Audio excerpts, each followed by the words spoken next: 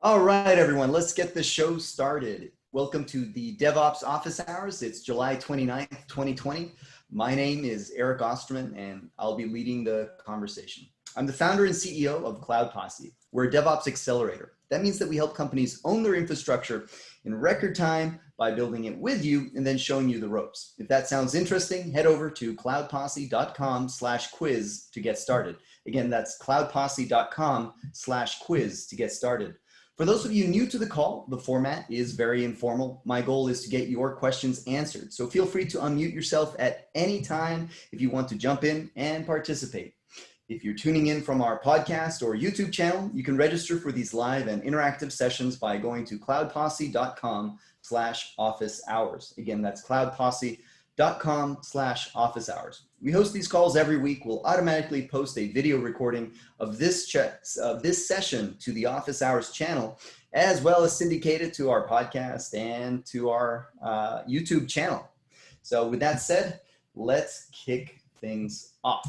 So the first big announcement I'd like to make is, with all your help, we were able to claim the Cloud Posse YouTube channel. Thank you. We had to have 100 followers to get there. We were 30 away and we ended up with 100 over. So that was really a show of support, and I am grateful. So go to youtube.com/c/cloudposse to check out our YouTube channel. All right, so other interesting announcements that I'd like to bring up. I'm sure if you guys read Hacker News like we do, you've seen a lot of these.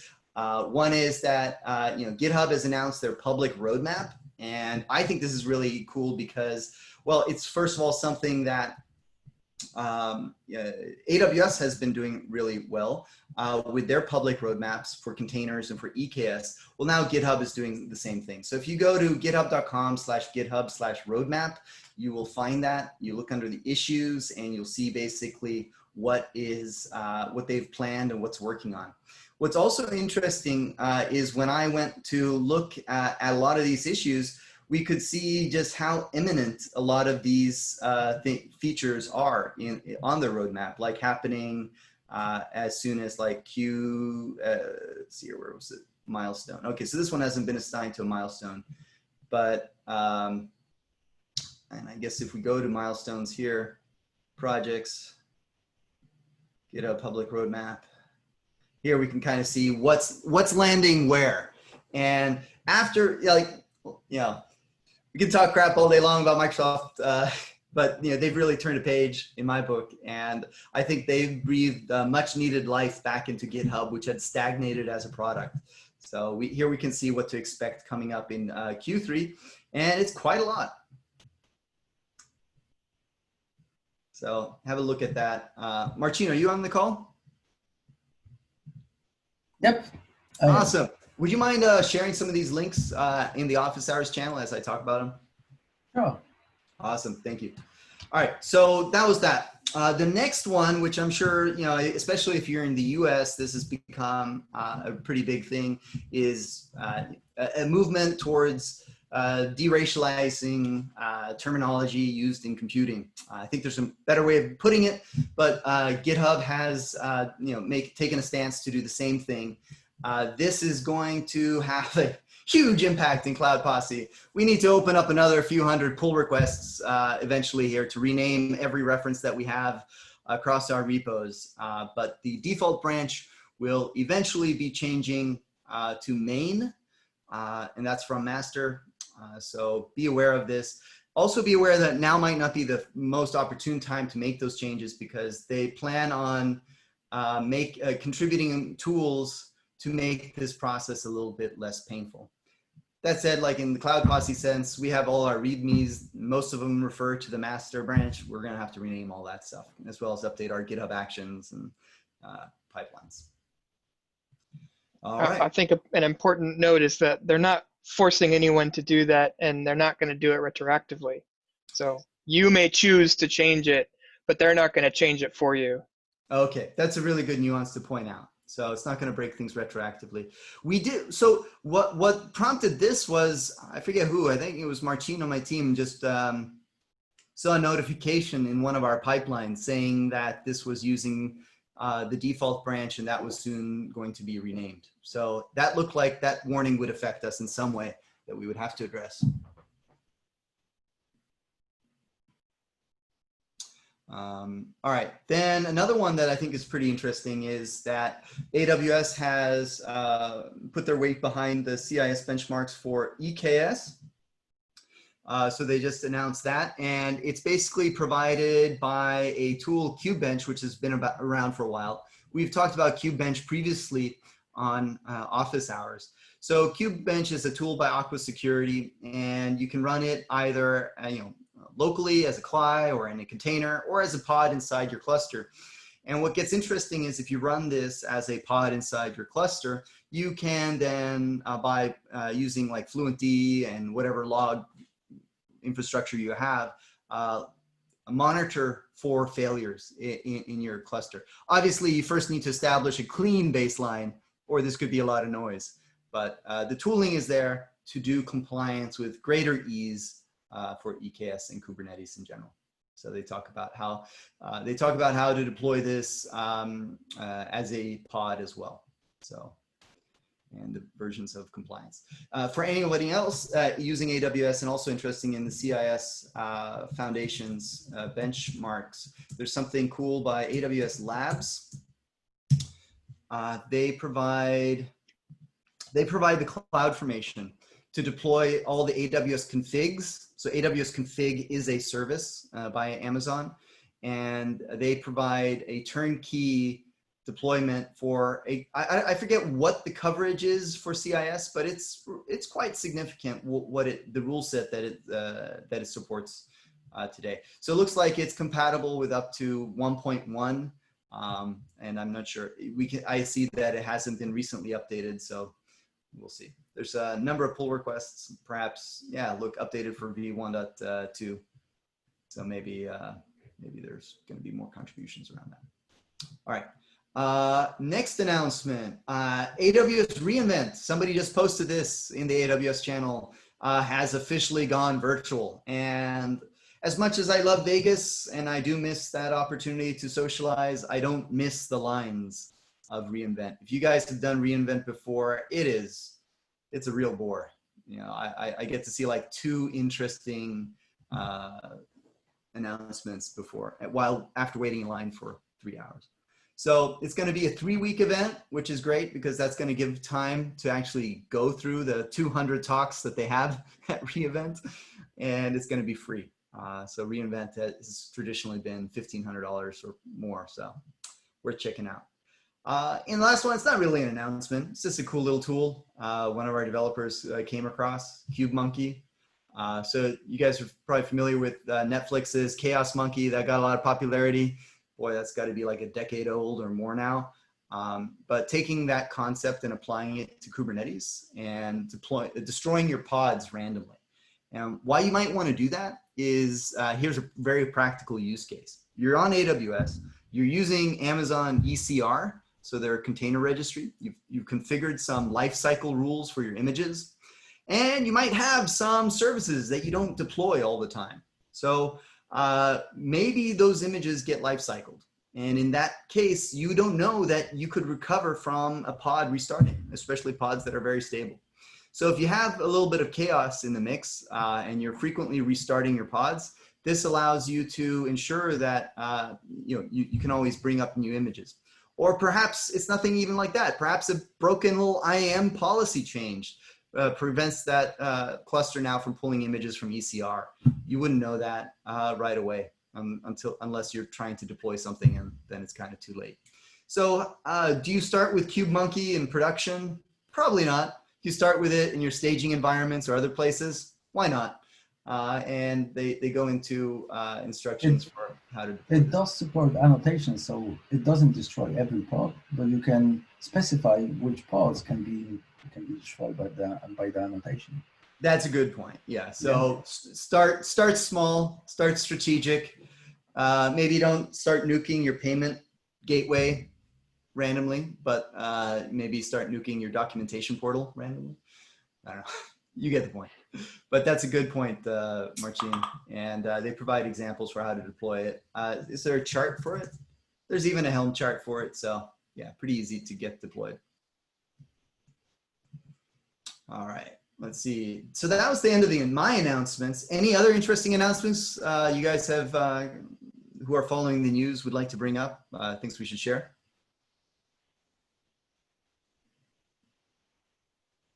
All righty.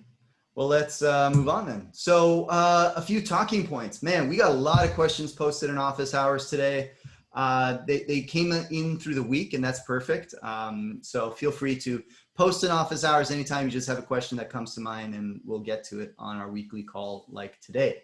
So first question is by RB. Let me first pull it up in the Slack channel. So his question is basically, how are you guys handling feature flags in combination with AMIs, so golden AMIs? And the question is, are you guys building a new AMI for every variation of the feature flag, or are you doing some runtime enablement of that? I think you'll find a few different answers. What we've typically done in this case is we'll bake the image with all the binaries in there as we need it, and we'll do that with Packer. But we'll have use environment variables to control whether that service starts or not. I'm not sure if that specifically answers the question, but that's for the use cases that we've had, that's worked well for us. That way we can have this image and repurpose it with very minor variations in different environments without having to manage that many different AMIs. Anyone else have any suggestions how they've managed this situation? Quick question on your solution, Eric.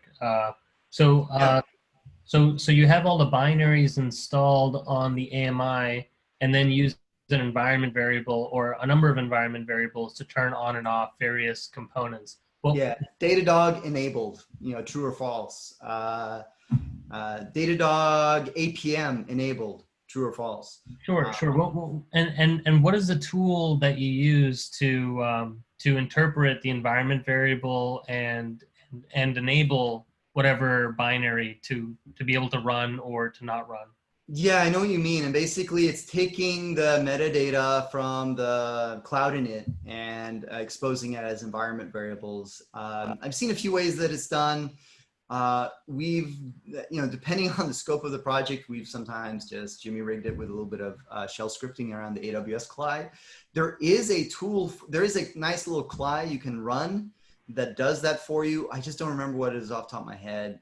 Marcin, do you know a tool like that off the top of your head, or? No. Okay, we can look that up. If you ping me again on office hours, I'll try and find what we've used for that in the past. But I would say that we are almost 99% out of the business of managing AMIs. Our pattern has historically been to use the AMIs provided either by EKS or COPS, and where we need to do host level customization, we deploy a daemon set that does that runtime configuration. And the daemon set can run as privileged. The daemon set can mount the host volumes, use systemd, reconfigure things. And that gives us a Kubernetes centric approach to config management of the host level without needing to worry about managing AMIs. I see. Okay. All right. Thank you. I can provide some other examples. So first would be that maybe you actually want to have two AMIs, to have immutable infrastructure and immutable AMI, which one will hold Datadog and one will not. Building AMI can be automated in CICD, so it's not a problem. New version can be built in a matter of minutes. And the second approach, which I've seen in the previous company that I worked for, which wasn't immutable, but we had a baseline AMI, which was kind of a golden image. And by the environment variables, we kind of have a roles specific to a node, in which it was in a map of the launch configuration of the so it was there hard coded. And then it just pulled from S3 some Ansible and just plowed through it to enable a role of node. So this is also a solution. I like that idea. It's kind of an evolution of what I said, but instead using the roles and then using the roles as to feature flag it. So Yeah. it's an alternative way of considering it. It is, I mean, my book, that's still immutable. I mean, the AMI is not changing bit for bit. It's just what you're enabling at runtime to start. I don't know. You're not installing anything different. It is mutable. If it's not in AMI, then it's mutated. Well, it is in least the for me. AMI, isn't it? It was on the runtime. So when the machine runs, you have a variable But then, I mean, to determine what to like, run with Ansible. But I mean, okay, so waxing philosophically here, when we're deploying a Docker image with a Helm chart and we're passing settings, now that's not immutable, right? By that definition. I'd still like, I don't know, I guess there's different degrees. There's different degrees. But for example, there are multiple things that you can do with Ansible, like attach elastic IP and stuff like that, and it can fail. Okay. I don't know. That's fair enough. Okay, so minus the Ansible part, totally agree. You have Ansible in there, that doesn't count. But using an environment variable to start a system D service or not start a system Z service, I don't know. Yeah. That's not changing the any bits on that file system, more or less. More or less. I mean, I'm sure somebody can prove me wrong, but okay. All right, let's see the next question. Packer is something used pretty often in this kind of thing, isn't it? Oh yeah, for sure. Packer is what you use for this, but Packer is just a way of building the AMI. Now it's whether do you create a build matrix like in Jenkins for every permutation of these different configurations and create AMIs for that. And I don't like I can't justify that operationally speaking to manage it, but yeah, at the moment right now, we have, I think, 6 different variations of the AMIs, and we're not using environment variables. Instead, we're following what Marston would call completely immutable, and that's including the binaries. So for the AMIs that don't run the binaries, we don't include them, but we might as well, so we only have to create a single AMI instead of having to create 6 variations for each region every month. Yeah, this kind of goes back to the whole philosophy between like the tools container for Docker. Like, am I going to have a bunch of different tools containers, or am I just going to have one big one like Geodesic or like my dad's garage or whatever? Yeah, it's probably analogous to that. Yeah.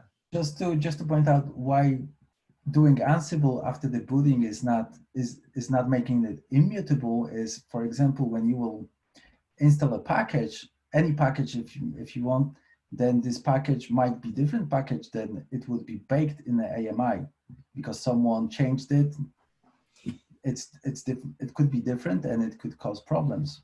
Yeah, which is not what we're prescribing. I think you can achieve exactly what you did in your second solution while also keeping all the binaries in there so that the only runtime differences are the commands you run, but not things that you change on the file system.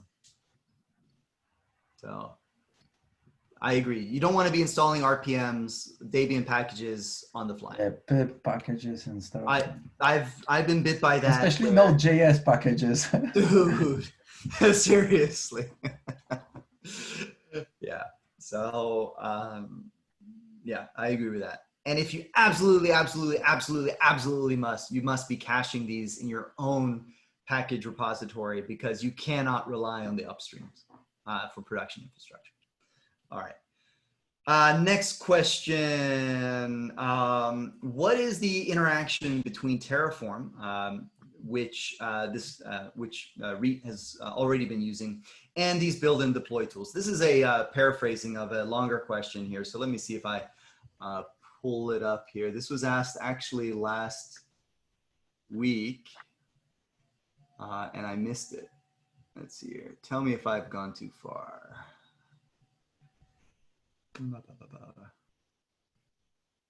Feels like I've gone too far.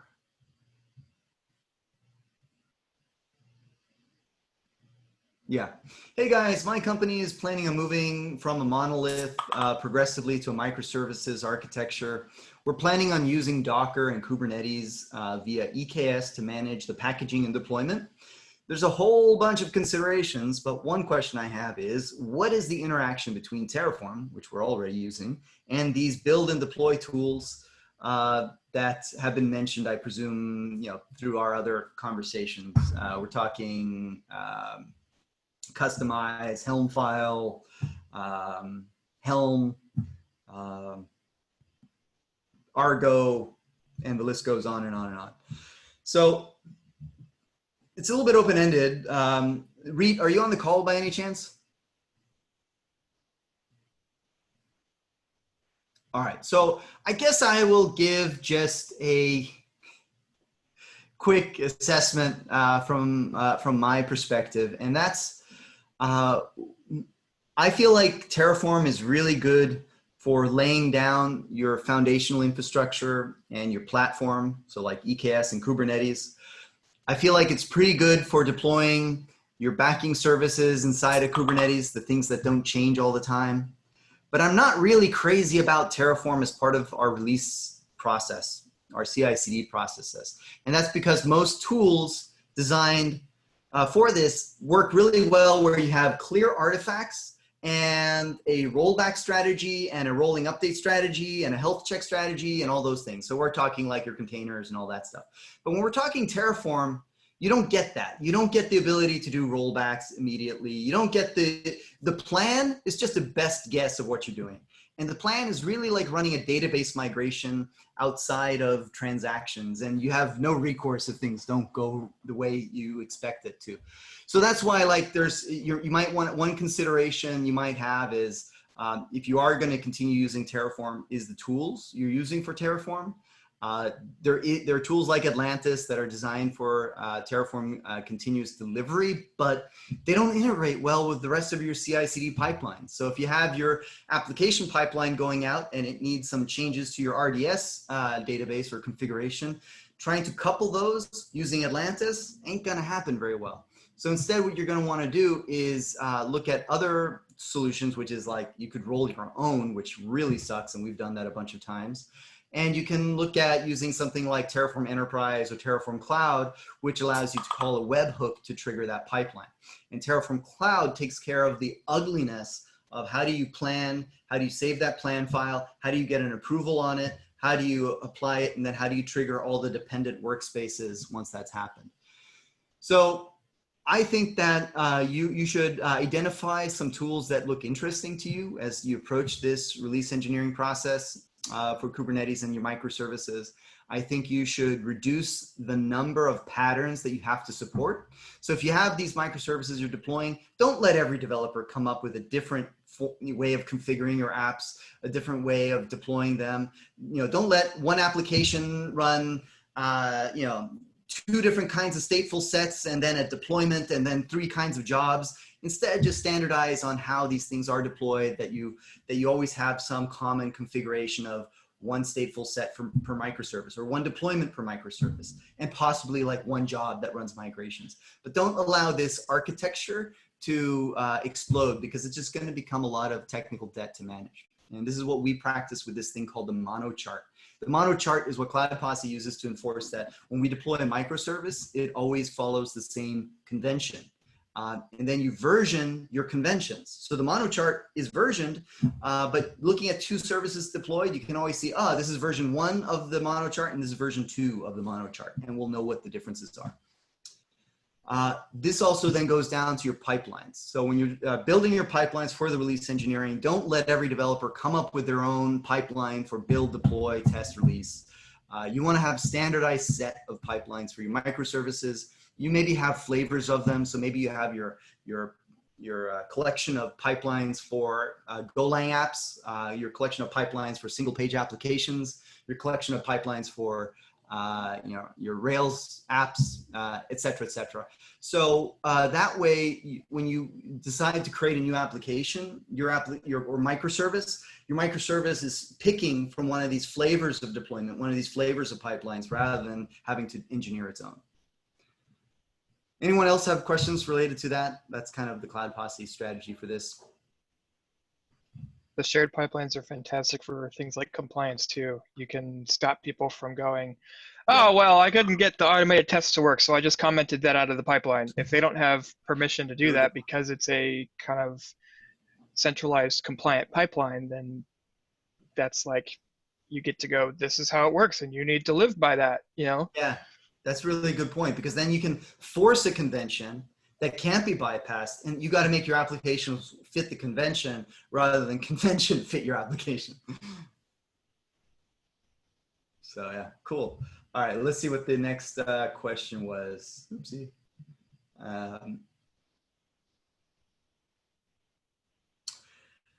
If I use EKS worker nodes, is there a way to automatically drain the nodes before removing them? And this was part of a composite question. There were a lot of questions in just one. And Vuko, I think you're on the call. So yeah, let me share something what you can do about this, which is pretty cool. It actually came up recently in Slack. Let me see if I can just find it quickly. Yeah, this is the one. This just came up on July 20th. Oopsie, where was that? Thought I clicked on drain EKS.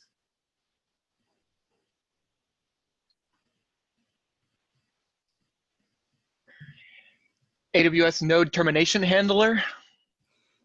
Yeah, there's actually a few. There's a few projects that solve the same thing, and that's why I wanted to. This is not taking me to. There's some bug here. It's not taking me to the channel for that. But okay, so one of those is the K8s node drainer. This is under AWS samples. I don't think this was the one that I think is the best one to consider. The other one is by AWS Labs, I believe, or AWS top level. Here, I'm going to search for it in my desktop Slack here so I can find it.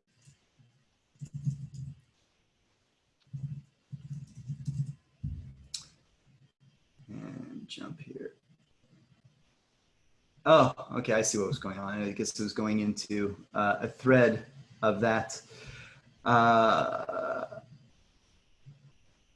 EKS node drainer and EKS term, that exactly, Andrew Roth, that was the one that you're talking about. So that's the other one you're going to want to consider, and I'll post it here if you didn't already.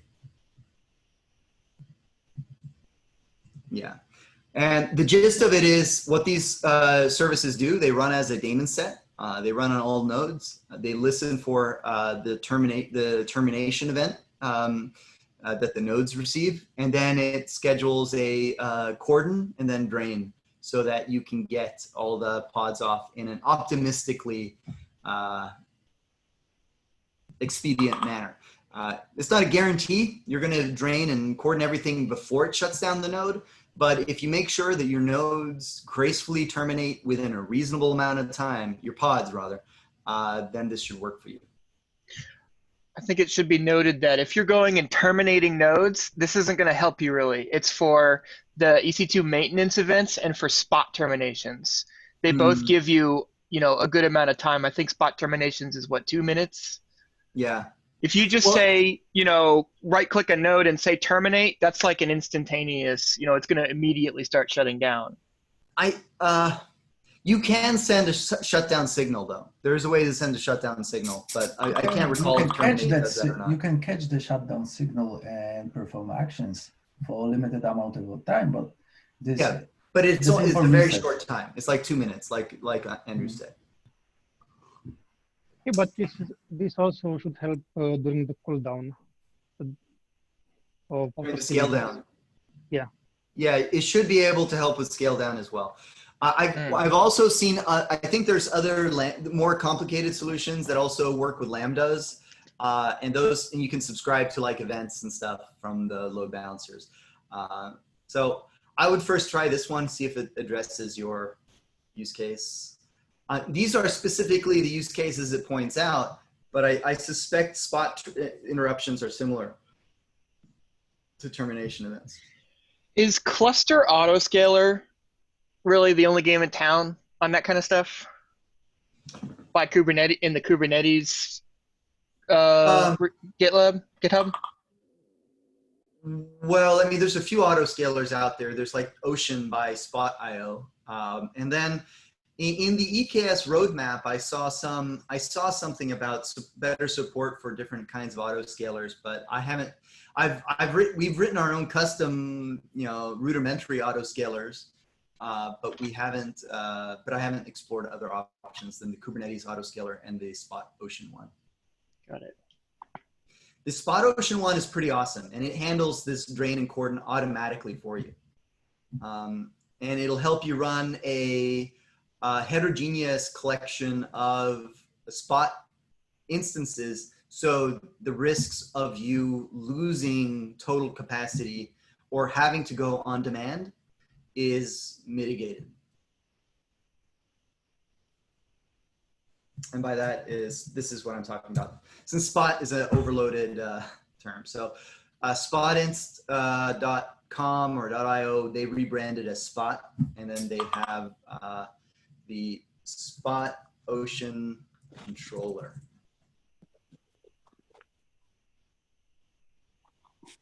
Yeah, this one. Oh, so yeah, they even have a Terraform module to help you deploy it.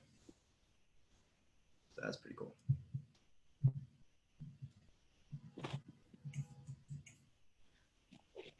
Hello.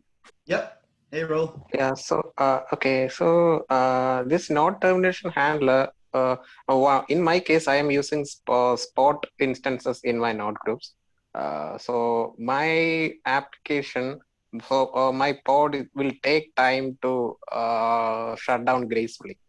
It will take around 3-4 minutes, but the Spot is not Spot instance is not going to wait. It will terminate. So it's an issue for us. So will this help me in any way?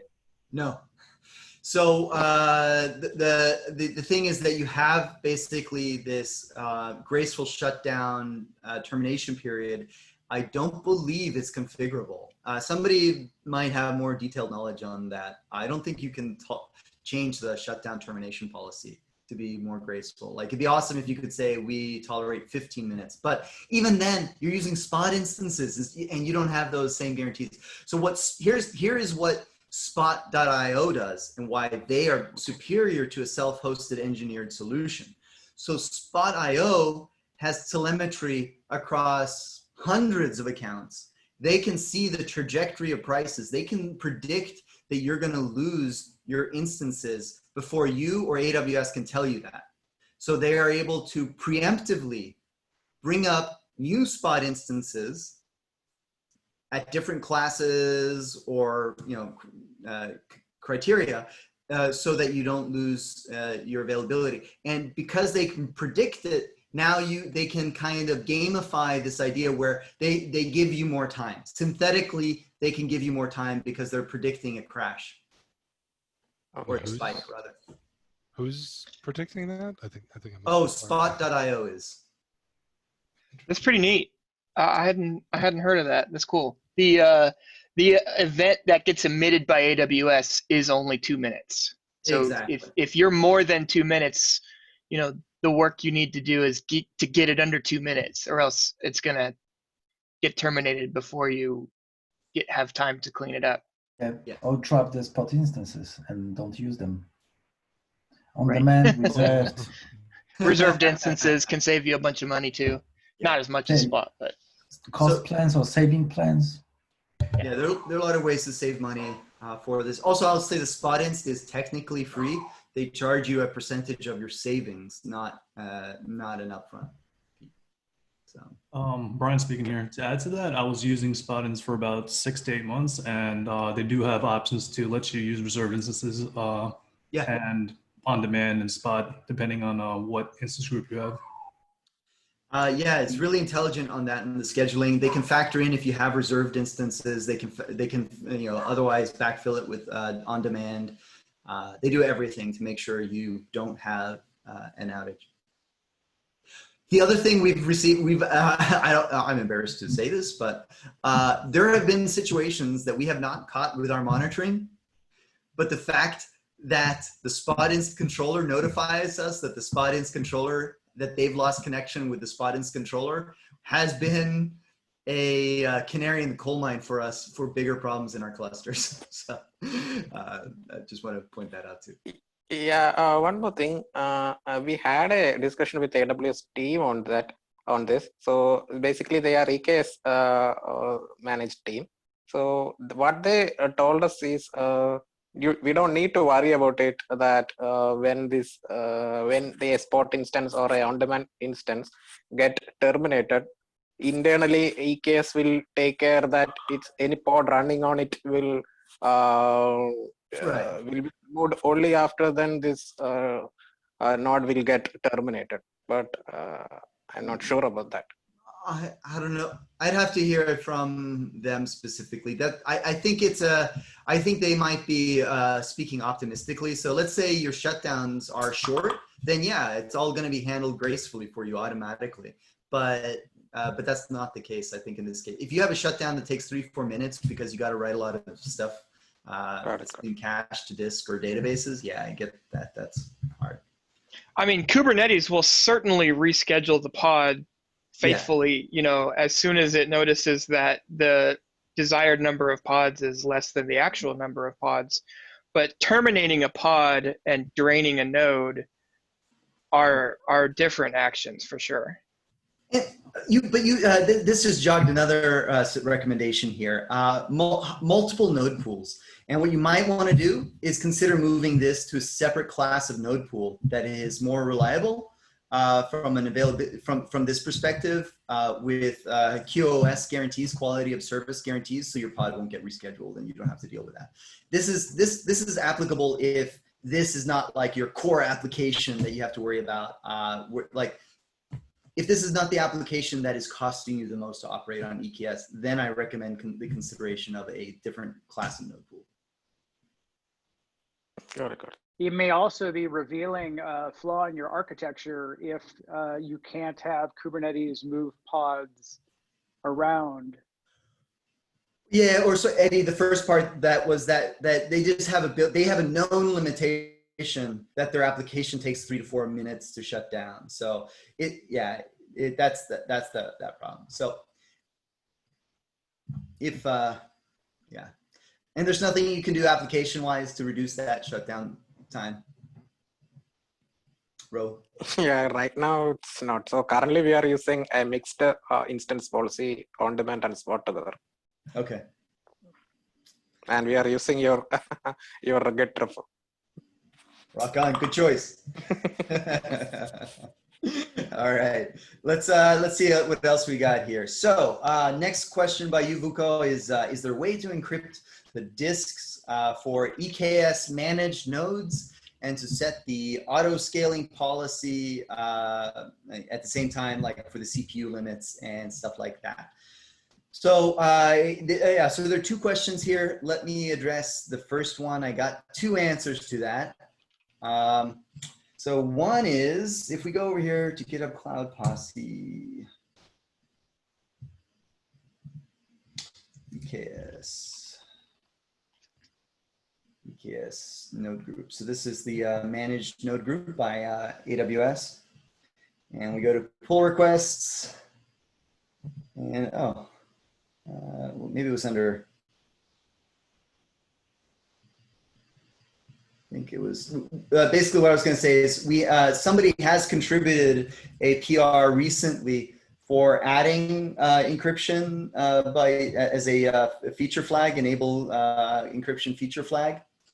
But we're waiting on a rebase for this because we can't merge it. Okay. So yeah, if we get that, but then there's another beautiful escape hatch that I'm embarrassed to say I only learned about it a couple months ago, and that is there's a Terraform AWS EBS encryption by default.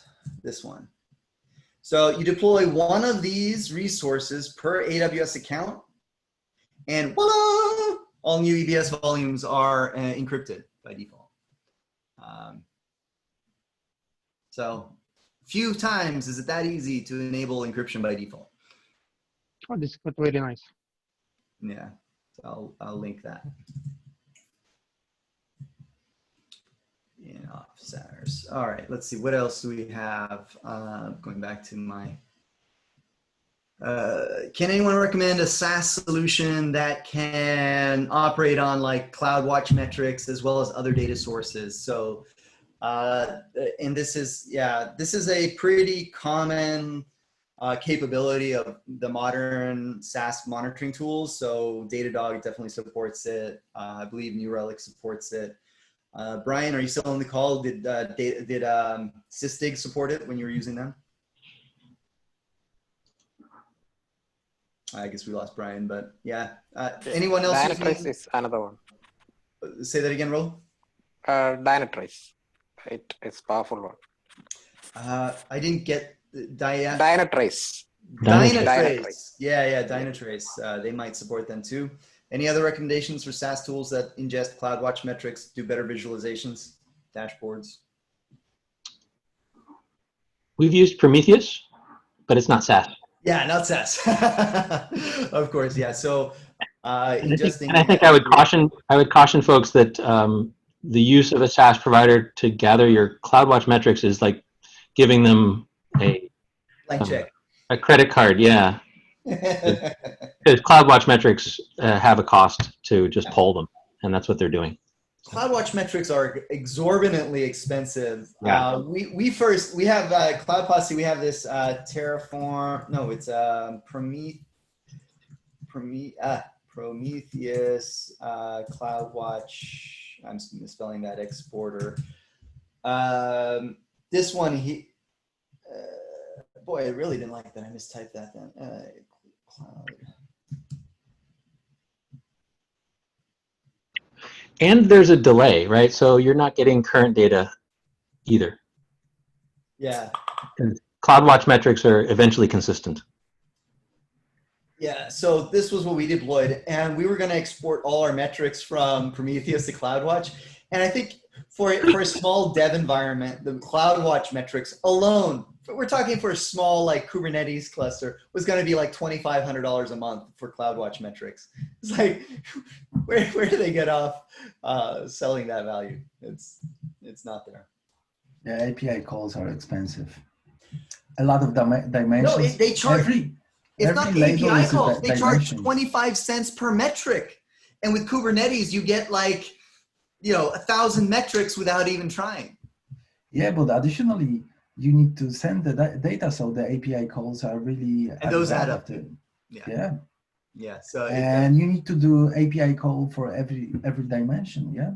Yeah. If you want to read them back, this is awful. You need to know all this stuff. And not to mention the CloudWatch UI, the user experience is pretty miserable when you compare it to every other monitoring tool out there. Granted, it's pretty nice. They're improving that, but yeah, you can get it pretty nice. It's but bad. Yeah, it's no Datadog, let's say. For example, I was using New Relic with CloudWatch. Yeah. And they asking for full permission on. They asking for IAM policy that has a lot of permissions on AWS account. So for example, what I didn't like was to read from Dynamo tables any data, because they want to gather information how it operates, but they can do anything from DynamoDB if you will allow them, if you will use the default policy that New Relic gives you. So this is pretty insecure. Yeah. No, that is true. Datadog is pretty much the same. I think we have a Terraform AWS Datadog module which provisions the. We have a Datadog module here which provisions the same thing, and they have a few different profiles, and it depends on how much you want them to ingest. Yeah, the Terraform AWS Datadog integration is our module for that. And it basically provisions the IAM policies that they recommend, and it's a lot. Did they come up with an alternative monitoring product, AWS? They have a few. I mean, they have some APM oriented stuff now. I forget what it's called, but I don't know how. I've not used them. So They also have time series database. They do have time series, which doesn't work with Prometheus, and that makes me sad. Mm-hmm. I think that's the one I'm thinking of. Has anyone used it? The TSTV? Yeah, have not. Okay. Time stream, I think they call it.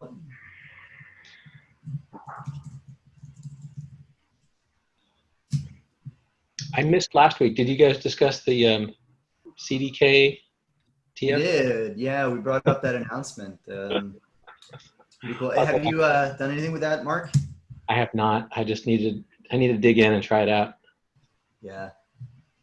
So our team has recently done a CDK project, and I was really excited and optimistic to see like using a higher order language to work with CloudFormation. And you know, I like the promise of CloudFormation, but we're not that stoked about using it compared to Terraform. It's maybe it's because we didn't know all the edge cases and the gotchas and working between layer 1 constructs and layer 2 constructs or whatever they're called.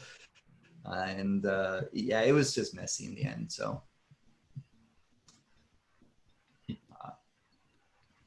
Yeah, so if you guys haven't heard, Container Insight has started supporting Prometheus as an add-on. Prometheus, Container Insight has supported Prometheus as an add-on. I have started using it, not yet. But it's the thing with Container Insight is it still collects AWS CloudWatch metrics, but it's very cost. Okay,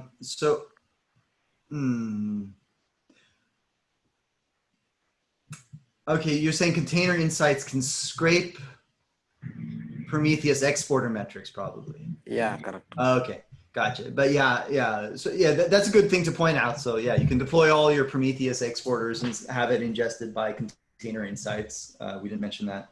I'm kind of looking for something that lets me stick with Prometheus, but have a managed backend. So we can stick with an open source tool that works everywhere more or less, and then I have a managed backend, so we don't worry about that. That said, we have deployed Thanos, and Thanos, while it was a little bit of a pain in the ass to operationalize and get it like fully provisioned with a combination of Helm file and Terraform, once we did get it deployed, it's pretty nice, and it's reduced our operational burden for running the Prometheus daemons. Which are a real memory hog if you have a lot of retention. Okay, so what else do we have here? That was that. I got one last one here. I think this one was mostly answered. This was asked by URB. Anyone use a module to create scheduled ECS tasks? And I think Pepe shared a whole bunch of suggestions for you already on that. I don't have anything to contribute. You want to summarize what your solution was, RB, on that? Hey, we haven't figured out a complete solution on that. I believe Pepe and myself found a number of modules, and we just need to go and figure out which ones are the best. Okay. At the moment, I'm trying to figure out how to move some of these old Celery tasks to Amazon, and I was thinking AWS Batch or AWS ECS, preferably like a Fargate task that can be triggered with a CloudWatch cron job. I like that idea. And we don't want to keep pushing this Celery crap, year after year, and continue to maintain it, So I think it's a pretty elegant solution if you get it working with the ECS task, and then the CloudWatch, using CloudWatch as a cron for you to trigger that. So you'll have to report back how that goes. Isn't Lambda an option in that case? Lambda is definitely an option too. It's basically comparing all three of those cases and just figuring out what the pros and cons are. I've tried Googling some blog posts on it, and I haven't seen anything. So if you all know what the difference between AWS Batch, ECS Fargate cron job, or Lambda cron job, I would love to know. The Lambda idea sounds like the simplest solution.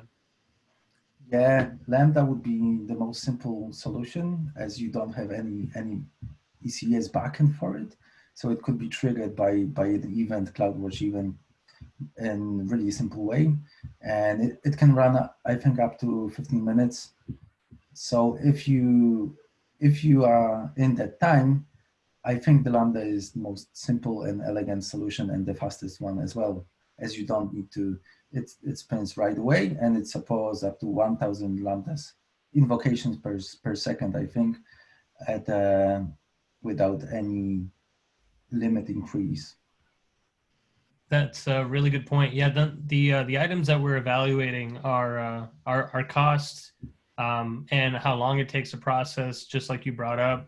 Lambda used to have a 5-minute limitation. Now it has a 15-minute limitation, and technically a Lambda can recursively call itself, but it's a little bit complicated. If there's a process that takes longer than 15 minutes, then we might consider AWS Batch or the Fargate scheduled task instead. But yeah, it would be good to see them all in, you know, and compare them all. Also, just the other, I mean, what I don't like about what the frustration for me dealing with Lambdas and Terraform is that there's also a different stage that you need to account for, and that's the artifact. How is the artifact created, especially for anything more sophisticated, using lots of libraries and things like that? How are you deploying that artifact with your Terraform?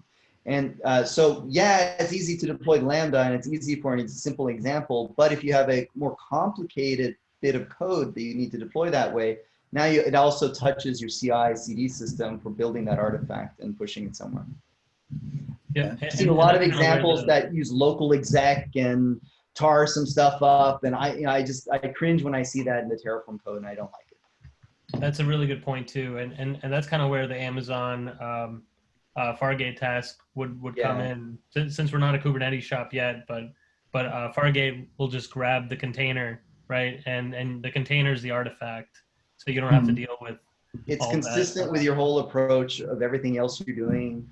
So I think that it might prove to be in practicality easier, considering you're migrating something existing versus starting fresh, where you can control the design constraints and the requirements. Yeah, it won't be running forever. So if you already have, for example, container, then it's much more easy to put it in Fargate. It depends how much work do you have to do with the migration, how long will it take, and what is your budget? Because Fargate, I think Fargate will be more expensive than Lambda, as the minimum requirement for a container to be spinned is like what, like half a gig of memory or something? Yeah. Yeah, I need to check that out. So yeah, so then it comes down to scale, I guess. How many of these are running? So that's a factor. Yeah. What do you guys think of Airflow? Well, I mean, then we're getting into different, more complex workflow management, and then I think that's I think that would be overkill for a simple cron solution like this. But if you have a pipeline, then maybe that's a consideration then for processing. Also, like that gets more entertaining, I think, if you're already using Kubernetes and you can use some of that stuff. But if you're on ECS. Oh yeah. Okay. Yeah. Yeah. Did you guys manage to set up auto scaling on manage node groups in EKS? Yeah, so about that, so the way you do auto scaling the Kubernetes way is you actually deploy the controller, and you don't use the auto scaling capabilities of an auto scale group. So like if you go to Cloud Posse, this might not be the latest Helm file. We haven't pushed our latest Helm files for this stuff up. Let's see here, releases. autoscaler, cluster autoscaler. So yeah, this was updated 8 months ago. I'm not sure if this is the version that supports EKS or this is the version that we had for COPS. We have one for EKS, we just might not have open sourced it yet. Okay, but on what criteria does the auto-scaling done on the cluster?